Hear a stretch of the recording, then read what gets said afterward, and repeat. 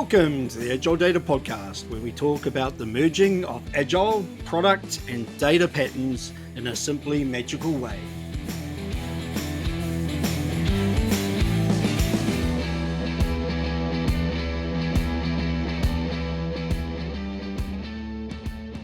My first book, An Agile Data Guide to Information Product Canvas, is published on Amazon.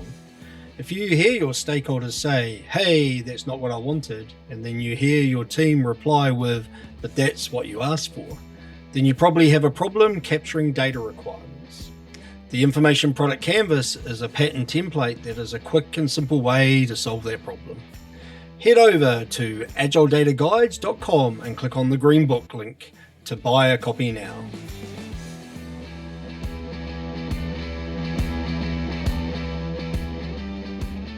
Welcome to the Agile Data Podcast. I'm Shane Gibson.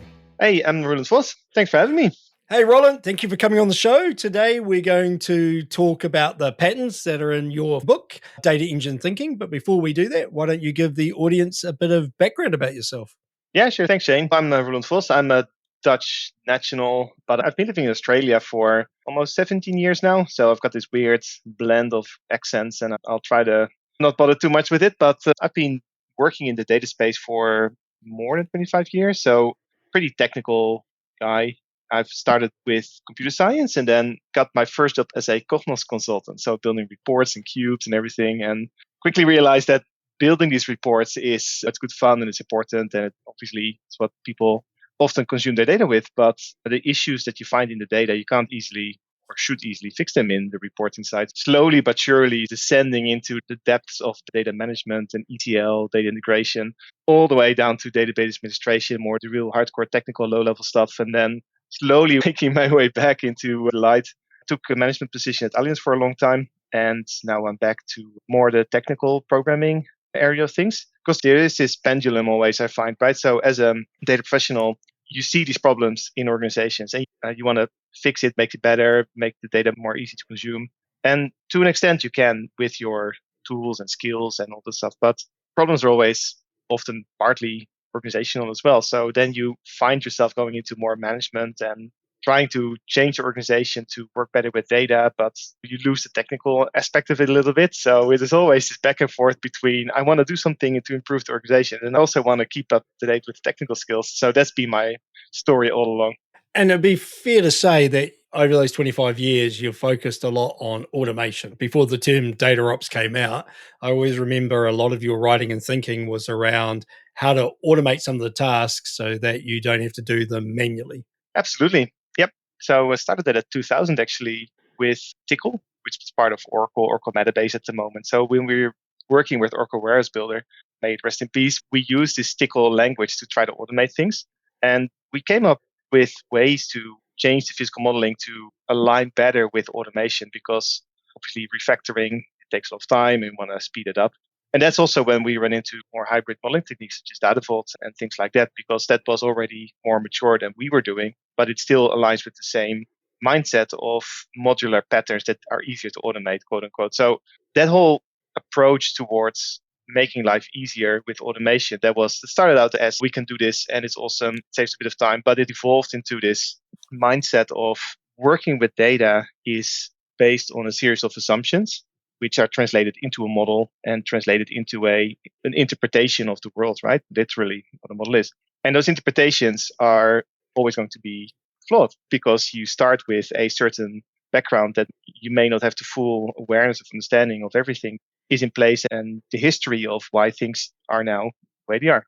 That idea that your interpretation of reality, your model, is always going to be flawed, hooks into that automation concept because you want to change your interpretations the more you understand the data, the organization, the history, the knowledge that is in people's minds, institutional memory.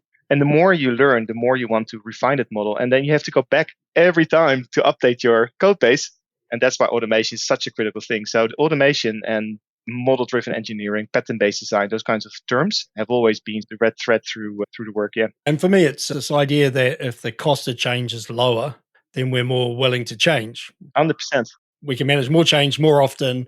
We can iterate more often. We can take more risks. We can make earlier guesses because we know the cost of refining that guess in the future is lower than if everything was manual, everything's hard coded, everything involves human effort that's large. We just won't take the risk because we want to do a lot of design up front because we don't want to invoke that high cost of change. I'm with you that the ability to automate, it gives us the ability to experiment. Absolutely. And then that links into things like data warehouse automation and the tooling that exists and the patterns that exist for it.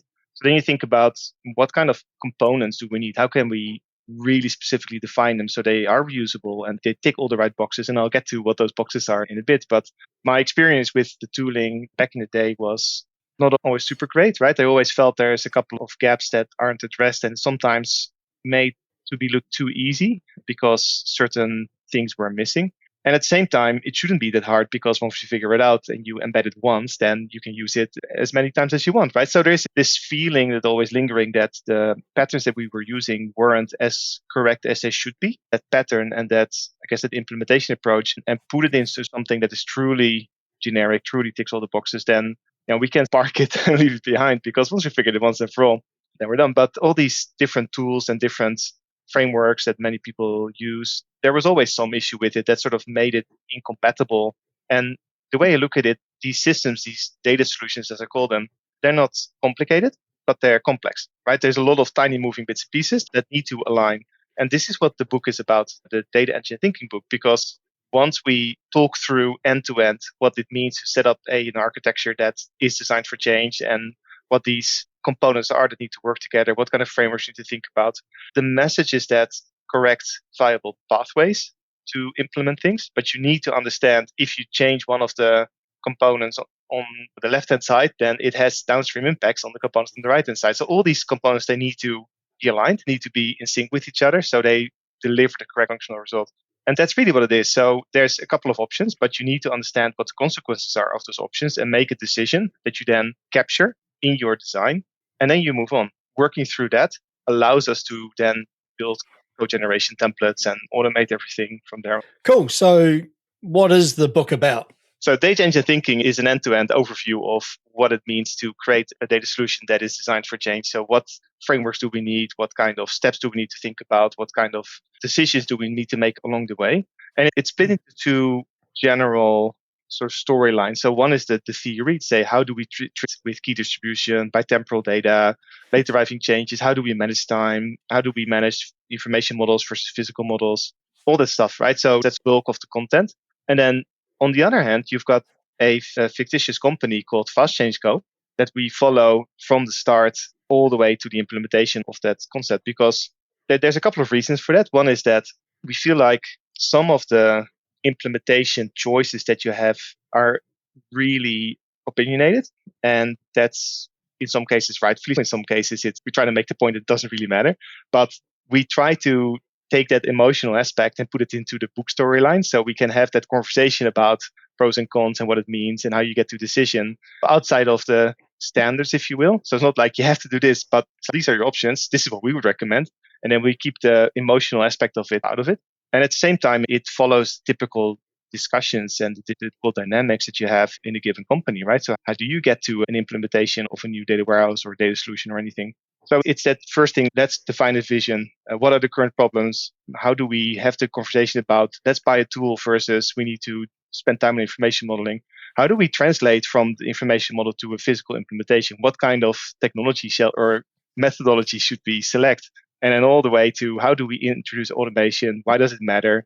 How do we implement testing? How do we roll it out into DevOps? All the way to the end result. Okay, so did I hear that you pick up the pattern for the book out of the Goal and the Phoenix project, where you tell a story to reinforce some of the messaging, that you've also, rather than having somebody have to guess what the patterns are, because if you go for the Phoenix project and you read it, after a while you go, oh, holy shit, this is about DevOps. I can start seeing it.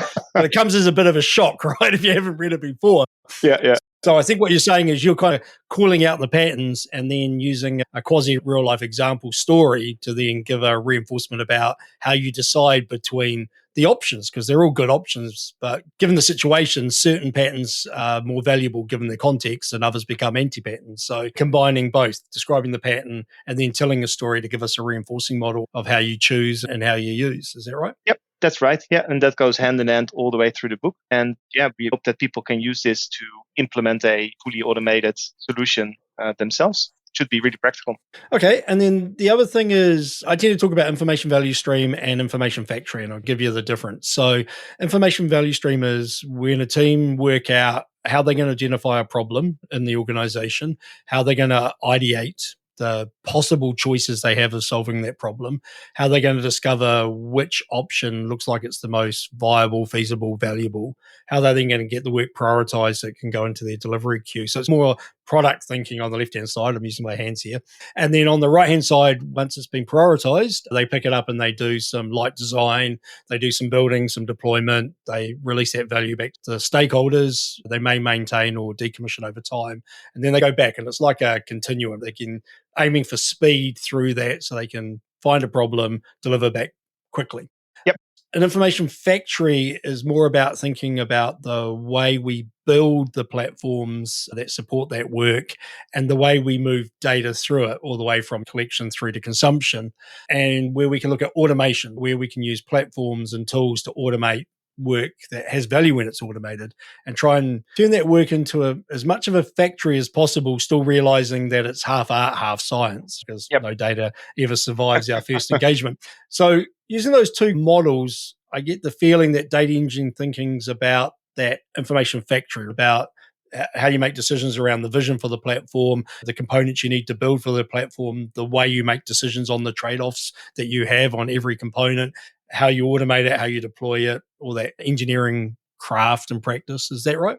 Yeah, that's spot on, right? Definitely more in the information factory area. So as part of the modeling and the, I guess, information gathering and the interactions with the quote unquote business side of the company, the interface with that is the information model. So we use a couple of examples, but stick to FCOAM mostly, where we say you need to have a understandable way of communicate with everybody in a way that is unambiguous. We feel like verbalizations and FCOM concepts in general are really suited for that.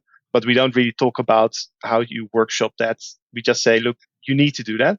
But then you feed in the results of that into your engine, and then everything will refactor automatically and look the same way. Or however you want it, not the same way, but yeah, the result of that decision.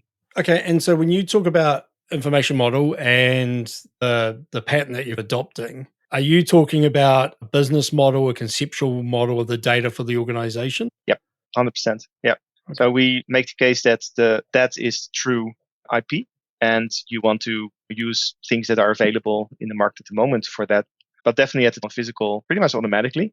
So that's also a pattern that you can decide on and codify and then run. So definitely the conceptual model is the input, and then everything downstream will be generated. And then often I talk about hydration. So I talk about if you get your conceptual model right and then you understand the attributes, which is a form of logical modeling, then you should be able to hydrate your physical model using any modeling pattern you want. You should be able to deploy it as anchor or data vault or dimensional or relational, because actually it's like you said, it's that conceptual understanding of the data that's more important. And then the physical modeling can change depending on the technology, the user, the tools, all those constraints that you have that make one physical modeling pattern seem better for you in that situation versus another, versus the old days where we were dogmatic and we were data vault for everything, or dimensional, or not quite Inman versus Kimball, but definitely data vault versus dimensional was a key scrap a few years ago from memory. 100%. And in that context, we define the term pattern into a design pattern and a solution pattern. So the design pattern is more the what do we need to do, how should it work, what are the sort of conceptual boxes that we're trying to tick, and then the solution pattern is the specific implementation on a given technology. So the design pattern itself is holistic, generic, technology agnostic, all that stuff. And that includes translating the logical model to the physical model, for example. So you have a specific idea on how this should work in technology X, then you've got to switch over into something else when you need to. So the technology becomes less of a thing. Yes, you need to optimize it, but it's also not really where the IP resides. Okay, and so if I play that back, because I was thinking about the complexity of the paths, so I can go and say there's a design pattern of historized data. So where data changes in a source system, we want to be able to see every historical view, instantiation of that data over time. So that's like a big pattern in my head. Was that what you call a design pattern? Yeah. And then I can go, if I deploy SCD type 2 dimension, that gives me a way of storing historized data, or I could do a satellite off a Data Vault hub that gives me the ability to store historization. I can rack and stand change records in a single table. There's a whole lot of technical patterns for the physical modeling. And then I could do that using DBT, or I could use that doing Oracle Warehouse Builder if I still had it. I could do it in SQL code. I could do it in Python. Heaven forbid, I could do it in Java or Scala if I'm back on the Hadoop stage. And then actually I could physically store it in some form of Databricks, some form of Fabric, some form of Snowflake, S3. And they just all... Or both. Or as we always do, in all of them. So they're just solution patterns. They're just different ways. But people often struggle with the complexity because we're almost in an OLAP cube now, which is, hey, I've got this one simple design pattern, historized data. I didn't bring in my data layers. So I could be persistent staging, EDW presentation, or I could be bronze, gold, silver. I have a whole lot of different language just for the layers. So do you cover the way you should think about it when you have all these complexities to take it from a design pattern to a solution pattern? Yeah, and it's actually one of the more difficult things we found to explain and to write, and we've ended up moving text and content around quite a bit to try to explain that the best way we can. So first of all, the solution architecture can partly as the collection of all the design patterns. So you've got specific patterns apply to specific architectures is another way of looking at it. So we start saying these are the high level architectures you can think about, right? The high level building blocks. PSA was mentioned, precision was mentioned. And we say that at that level, you need to make a call and include one of these design patterns in your solution design, because that will have a lot of downstream impact. And we try to explain there, if you don't do this, then you need to think about this. And if you do this, then you don't do this. But if you do that, then... So it's almost like a decision tree of options that you need to think about. And that's a critical first part, because once that is in place, it changes the way how the next layer or downstream processes will work. For example, if you don't have PSA, your refactoring, your reloading of historical data in a different mold will look different. Right? You can still do it. It will just be different. So the complexity is shifting that way a little bit. If you use an insert-only pattern instead, or also allow updates in the data, it shifts the way how you interpret the timelines when you deliver data for information. So we need to take a couple of these high-level decisions and understand what the implications are. And if I think about it, the way we've dealt with this in the past is we have blueprints or reference architecture. So if you look at any experienced data architect, that's both a data architect and a data platform architect, they effectively have a small number of blueprints in their head that have been crafted for certain styles of organization, large versus small, distributed versus not, complex data, fast-moving data, big data where we talk about terabytes, and then a whole lot of other patterns. And they then bucket them into blueprints that are templates that they bring first, and then they iterate it for the things that don't fit for that context of that organization. I think what you're telling me is you've taken that upper level to say, actually, here's the building blocks of those blueprints and reference architectures. Here's the choices that you need to make that will tell you which block to adopt. And then the consequence later or earlier in your information factory, that decision will make.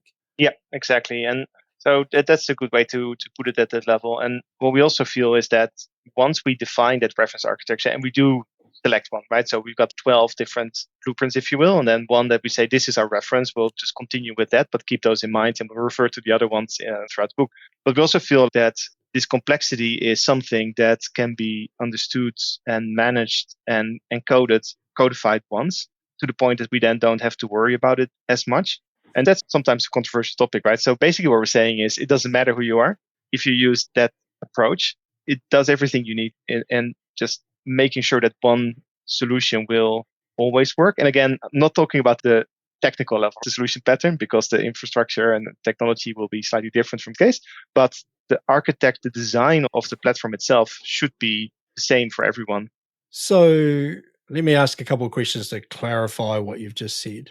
So I can interpret that in what I call an anti-pattern, which is whenever you're modeling party role is the only table you need because it covers every use case for every organization. And I'm not personally a great fan of that pattern. Or I can infer it as you saying historize data by default because you're going to need it. And therefore, if you don't do it, you're going to have to do it at another stage. It always has to be done.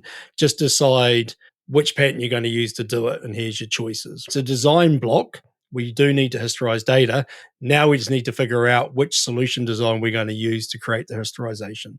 Yeah, pretty much. Yeah, it's definitely second. So the partial thing, that's more at the modeling side. And there's actually a chapter on that, how that would behave if you play that out and why it's not a good idea. But I guess the point I'm trying to make is in a given architecture to make it do what we want it to do, which is being endlessly refactorable and all that stuff, right? So you can morph your model and move with the organization, all that good stuff.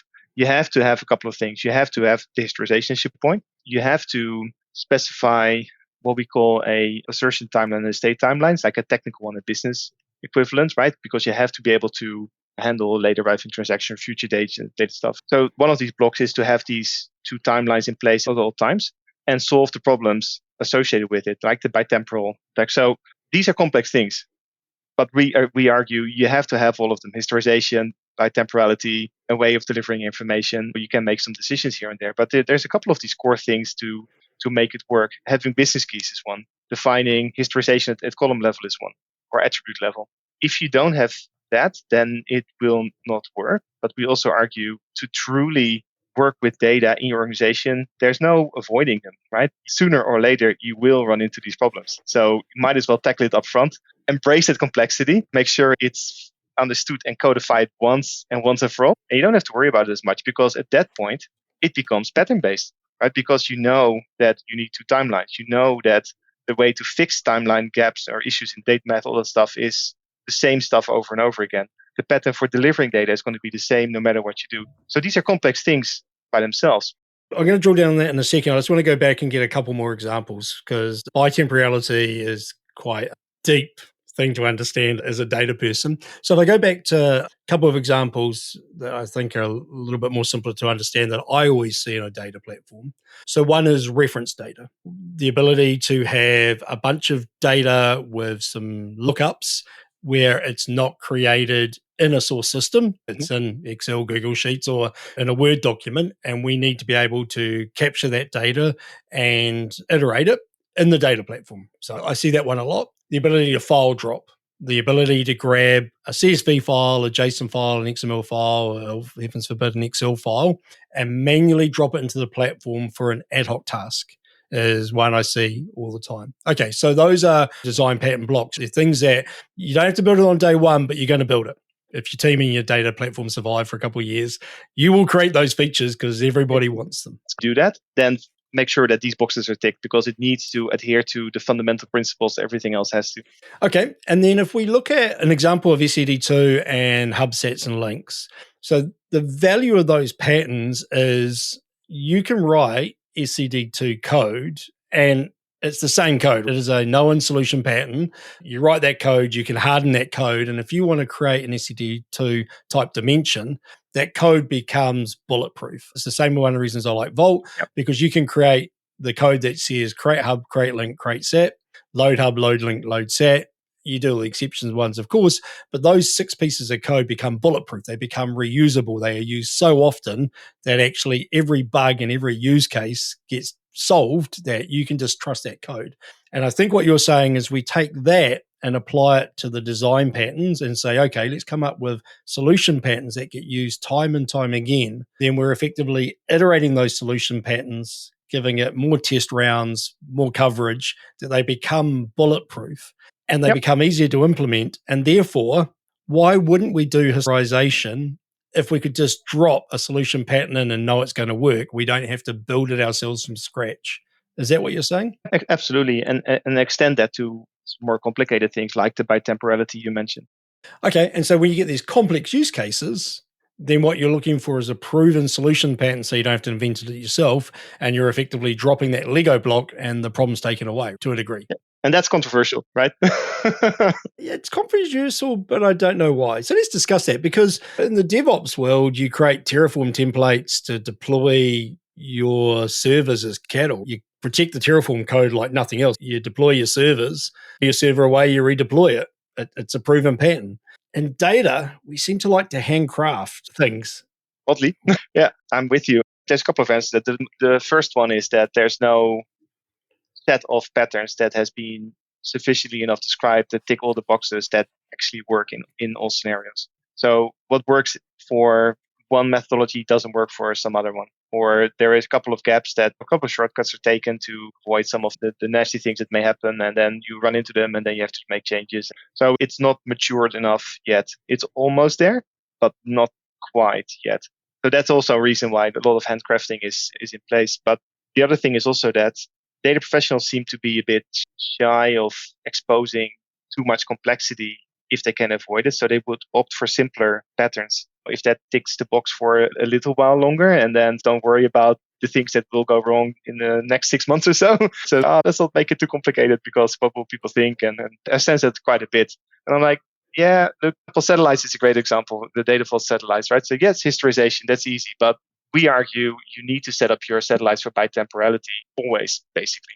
Because if you don't, you will run into the problem, and then you have to go back and invent the wheel and change your patterns. And there's no proper tool that fully supports that. And you go into hand coding and it gets all kinds of weird. So it's that combination of not everything has been fully thought through yet, in my opinion, combined with let's be a bit careful with how complex we want to make things, because what will people think necessary? So, yeah, we've talked about this off and off over the years, and I struggle to find a template or a pattern to describe patterns. So it's one of those things that I can write a name, I can write a description, I can provide some context about where it has value or not, I can provide one example, but then it just starts getting hard. And for somebody to be able to pick up a pattern and read it and actually understand how to apply it is something that I've always struggled with. With your design patterns, how far down that path did you get with the book?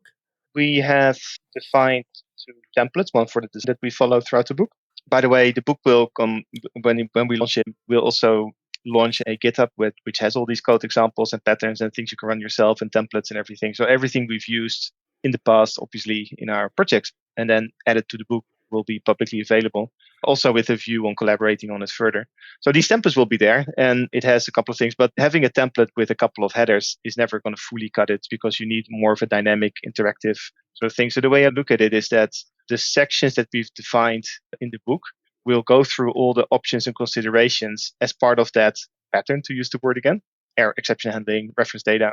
So we say, this is what you need to think about. And then at these points, we say, in your template, include this and explain to clarity why you are doing this. Why am I excluding or including this? Why am I making this decision?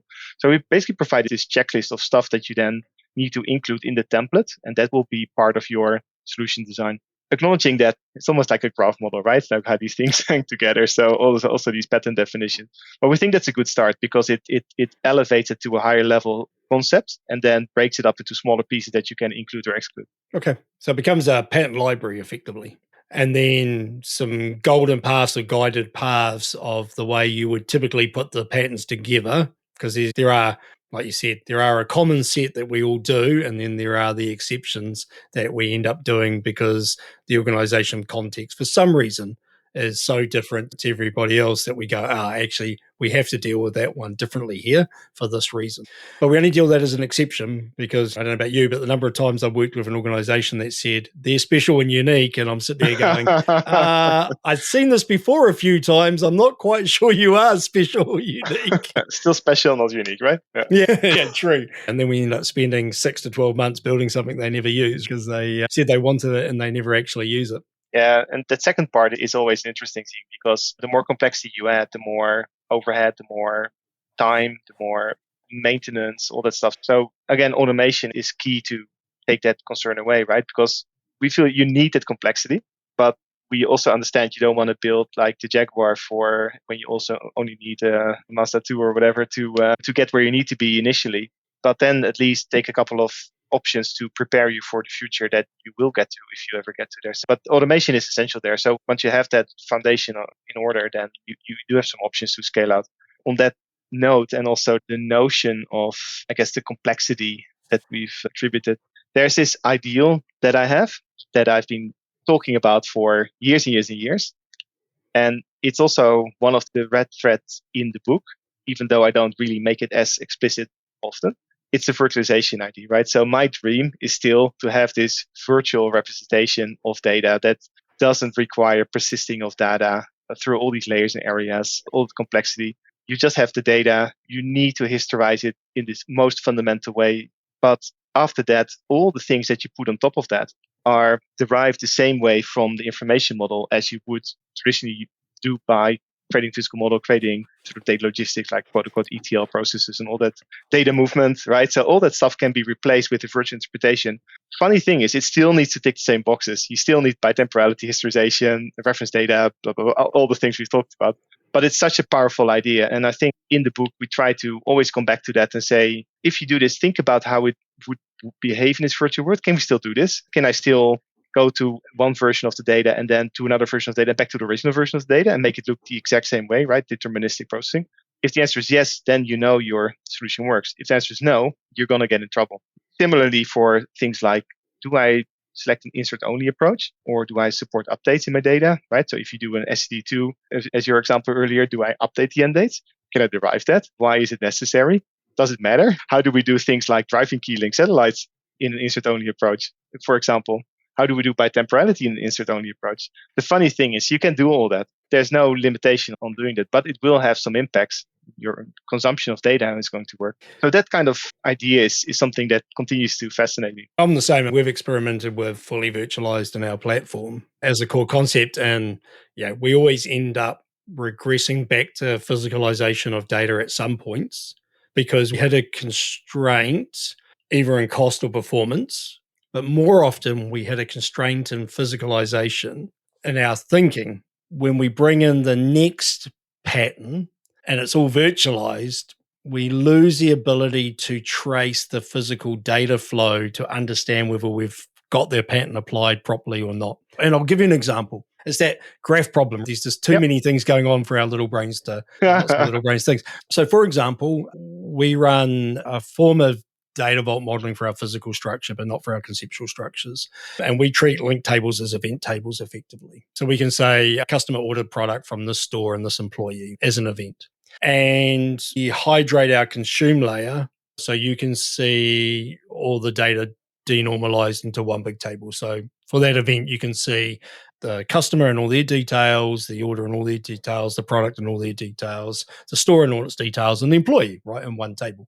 So that was first cut, easy. And then you go, okay, now we want to make sure that when we hydrate that, we're picking up the right version of the data that existed at the point in time that event happened. Okay, now we've got to go and take our hubs and sats or our DIMs and we've got to find the right point in time to hydrate it so that it was looking like the time that event happened. And again, we can physicalize that and we can then virtualize it.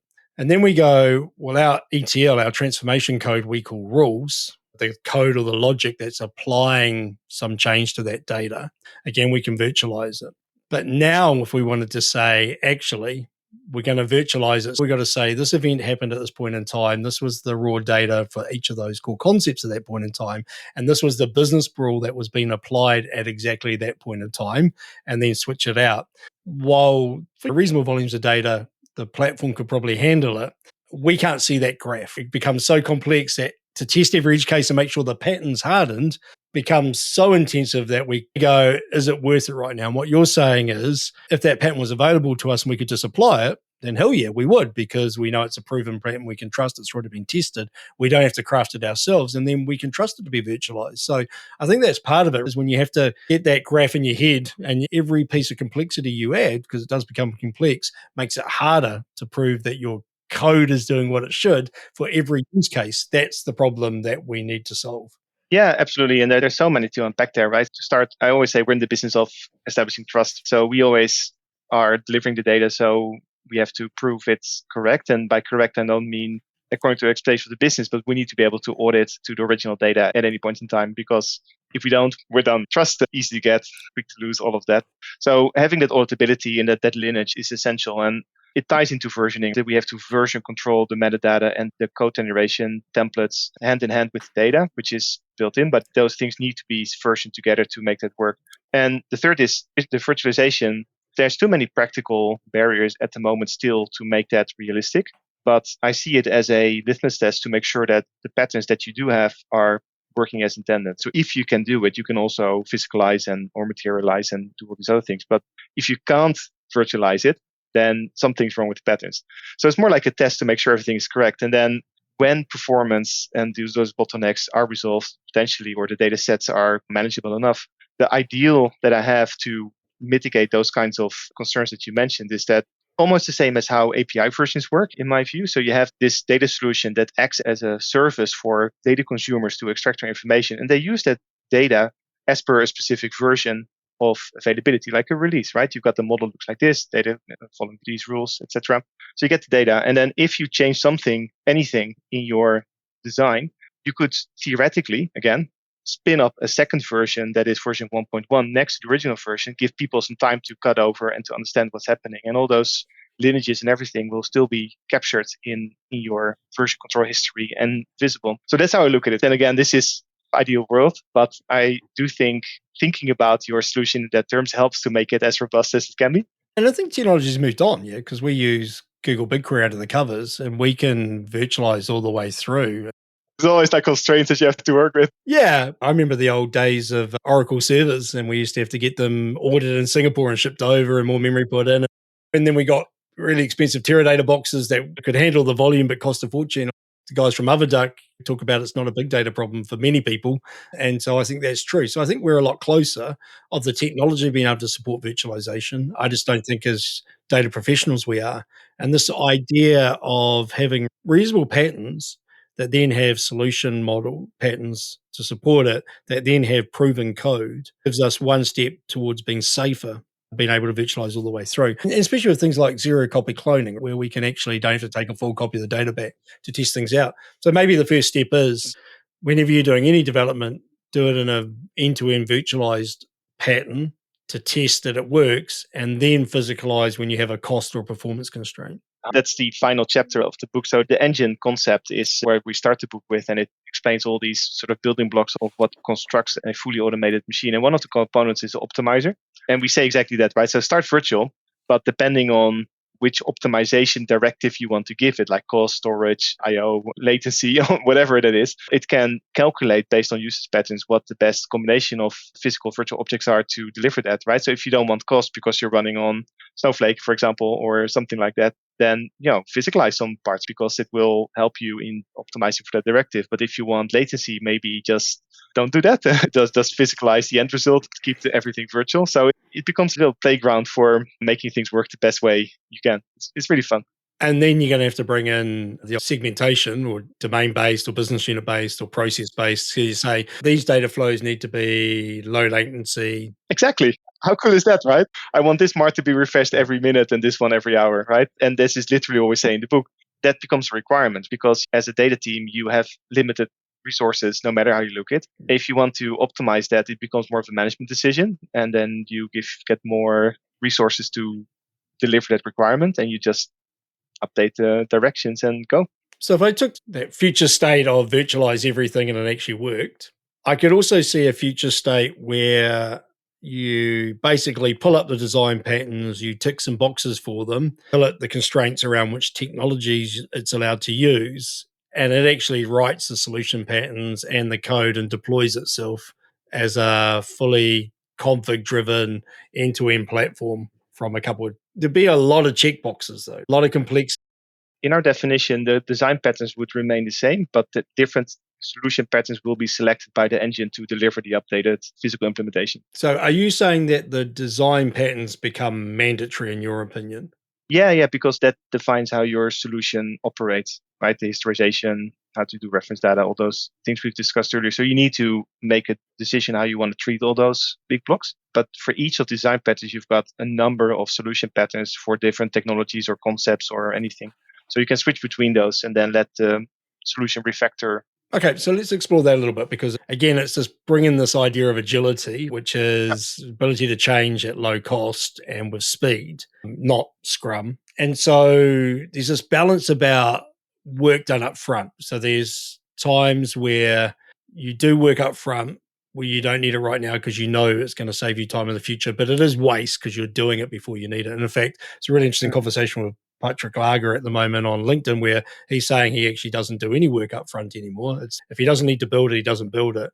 And so I'm going to have a whole chat with him now about, hold on, doesn't that just become a whole bunch of ad hoc? Now, he's got enough experience to probably know how to retrofit the patterns after the fact. Okay, but it's not go off on that tangent. So let's go a couple examples. So I would say you always want to bring in a historization pattern into your platform on day one, especially if you can just pull it out of the pattern library because you're going to need it. I could then say if I was looking for feature flags for analytics for machine learning, so I wanted to be able to create very wide, very long table that was keyed by customer that had a whole lot of feature flags, their age bucket, their usage bucket, their income bucket that I was going to put into a machine learning model to do some clustering and segmentation. I would probably not do that work until I had an information product that needed that work to be done. That would be my standard approach right now. What I think you're saying is if there is a design pattern, and it is, and if the solution patterns in the implementation code was readily available and proven, that box will be ticked by default because at some stage I would need it and the cost of implementing it is almost nothing. Is that what you're saying or did I misunderstand that? Partly. So in this particular example, I would argue that every delivery of data uses the same pattern. So no matter how you deliver, like everything normalized or one big flat table, that's all the same pattern you use. You just select different columns. But conceptually, yes. So the way I look at it, you would have a couple of solution patterns readily available because we provide them with the book and the GitHub and all that stuff, but it might not be fitting your technology and all that kind of stuff. So you would then add them as you need them, I would think. So good looks like having a library of patterns that we can all collaborate on that is somewhat centrally available and we can work together as a community to improve them. That's a bit of an ideal world dream, but in the smaller groups that would certainly be possible. But I think that if your solution pattern doesn't exist for the specific technology that you're working with, you would have to add it. And in that case, I would only add it when I need to add it. But that idea of a pattern library we can all share and that happens in the software domain. Our software brethren have that already. They've done the work to make that happen and got the value out of it. In the data domain, we don't, right? We go and implement a new piece of technology or a new vendor. We go, SQL Server, I'm going to do Snowflake now. And we reinvent all the patterns again. And it's, we're going to go Databricks. Let me reinvent all the patterns again from scratch because I'm changing the technology stack. And that's just crazy. That's just we waste. have so much to learn from our friends in software development. Yeah. But I still see large platform builds. I still see projects where it's 6 months to a year before the platform's available to the team to actually build something of value. That has changed a little bit, but not a lot in my view. Not a lot. So there's room for growth there. And I think having a library like that to use and contribute to, hopefully it will help get it move into that direction.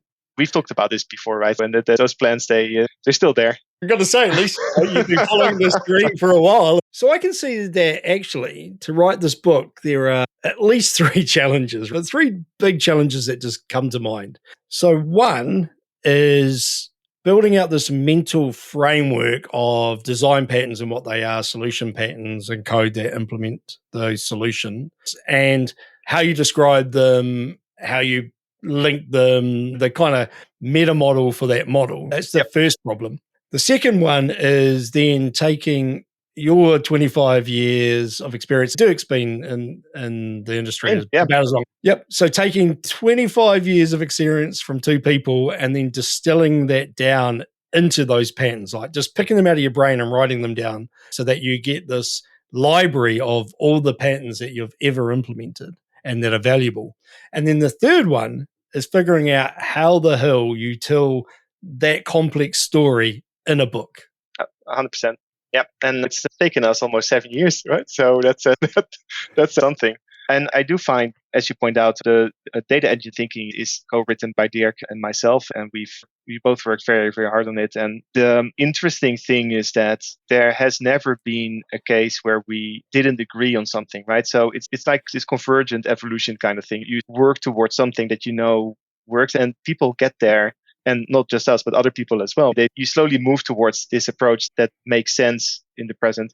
So it's been very harmonious is probably the right word to use. We never had any sort of disagreement on how things should be done. There were a couple of cases where we didn't know something yet, right? There are a couple of areas that we run into and say, hey, actually, I never thought about that. Or I wonder what would happen if that happens. And then sort of explore that and started coding and wrote a couple of examples. And then certain cases where timelines or time periods, right, from start date, end date, that kind of thing, were missing in not in an expected pattern or something like that, right? Or what is the consequences if the source system, the operational system doesn't have that time validity? And so to really explain what happens then, oh yeah, that's interesting, but never that we weren't on the same page. So I think that's pretty special. And I also think the fact that you're creating code and applying it against data scenarios to prove that both the solution pattern and the design pattern have legs, right, are real things that you can describe. Actually probably helped in terms of validating the book as you go, here's the design pattern, here's what we think the solution pattern is, let's create some code. And if it survives and does what the pattern says it should do, then we know it's a real thing. Versus, absolutely. Because there seems to be a few books that have come out over the last couple of years where I read them and I go, that's great theory, but where's the meat and potatoes, right? How do I do that? Because that seems great. That seems like Nirvana, and we've been trying to get to that for the 35 years I've been in data, but we've never made it. So just tell me how to do it for once. Yeah. And this book seems to be taking us to that state, right, where there is an example. Certainly the intent. And so end of June, you reckon? Yep, we got the Global Data Summit coming up in Iceland. So Dirk will be there to present the book and everything. So that's when the physical copy should be available and everything should be online as well. So that's going to happen, by the event. Yeah, I was hoping to be at Iceland this year, but for a whole lot of personal reasons, it's not going to happen. And then I was hoping to be at the Helsinki Data Week, and then they moved it to when I wasn't going to be in the UK. So I missed that one as well. I'm happy that 2025 seems to be the year of the books. There's a hell of a lot of really good data books coming out. So I'm hoping 2026 will be the year of good conferences for me. Yeah. See you there. What interesting questions Joe Reese asked on his podcast just lately, and I'm going to go steal it, thanks, Joe, is this idea of how did you write the book? What was the process you used to write this book? Can you just talk me through how the two of you wrote it together? I'm not sure if we actually follow the process. So Dirk and I both have been giving classroom training for a long time. Then our focus areas are slightly different, but it's similar stuff. And the idea of having a storyline that supports the more quote unquote drier materials, the theoretical parts, we agreed on that really early. Back in the day, we thought, maybe we don't want to make it like a Dataflow book or anything like that, right? There are some Dataflow components, but we want to make it a bit more than that. So I started to write the main theoretical chapters, and Dirk started to write the main storyline chapters, and then we would peer review our work, and then revising that. Sort of then we swapped roles a little bit, saying, now I'm going to update that storyline with the theoretical explanation that I have in mind, and then tweak a little bit, and then Dirk would do the same and review and change some of the explanations or add what he wants to say. So it's like that, right? So we both write a chapter, storyline versus theory, and then we switch roles, and then we do it again. So effectively you storyboarded the chapter and then wrote in isolation and then swapped to iterate and align. And then it would be interesting to see which chapters you had close alignment after the first iteration and which chapters you deviated from each other more than some of the other chapters would be interesting. Yeah. I think especially on the biggest work we've done is on the definition of what the architecture would be, the different options, the big boxes that we've talked about earlier. That took us the most time to really nail that. And the other one is the different ways of looking at temporality in data. That also took a long time. Those are the real big things. Yeah. Seems simple, right? It really isn't. Seems until you engage with the first bit of data. And one of the things I found, and it's only after I've done the retro of publishing my book that I realized how valuable it was. But actually creating a course for the content in the book before you write the book and then actually training people, for me, was something I hadn't realized how valuable it was, because by creating the content, you're actually drafting the book. You're just not writing the words. You're drafting images and you talk it, and then you write the hands-on that people do to reinforce it. And then as you're writing the book, you're flicking back between iterating the course and the book, because you're starting to learn a different way of articulating that seems better, or you're getting feedback on the course that you need to bring in. And so that gives you a safe, kind of cool testing ground to actually learn and do at the same time. Is that what you found? 100%. Yep. Yeah, so at some point I started recording the trainings for that purpose. And then after the training sessions, I was updating the notes in the slide decks to find the right words, and that all made it into the book. And at the end, I just opened training again and started removing slides from the deck if I was happy enough that it was sufficiently covered in the book until they were resonate. Oh, and thought about doing that, actually. Yeah, picking up the course material and deleting it when you know the book's covered it, to prove you've got the coverage and aren't slipping stuff in. Yeah. What I actually found was I ended up writing more stuff in the book that I haven't put back in the course yet. Because then I've got to extend the course, make it longer, and I'm like, I'm not sure I want to make it any longer than it is. Yeah. So that's that trade-off decision. Yeah. All right. If people want to get hold of you, what's the best way for them to find you? Yeah, find me on roelantvos.com. That's my website with the blog that I have ignored slightly because I was so busy writing the book, but that's where you can find me. And also dataenginethinking.com, which has the book website, and it has some examples, and it has some preview chapters and some of the personas. So definitely find us there. Excellent. And June, it'll be out on Amazon, no doubt. For sure. Yeah. And we're also exploring some other platforms, including our own website. But yeah, definitely Amazon to start with. Excellent. All right. I look forward to buying that one and finally getting a design pattern template that I can use repeatedly and stop hating the ones that I use currently. So thank you for that, at least. No that's pressure. That's going to be the best value that I've had for a long time. I genuinely hope so. Excellent. Hey, look, thanks for coming on the podcast, and I hope everybody has a magical day.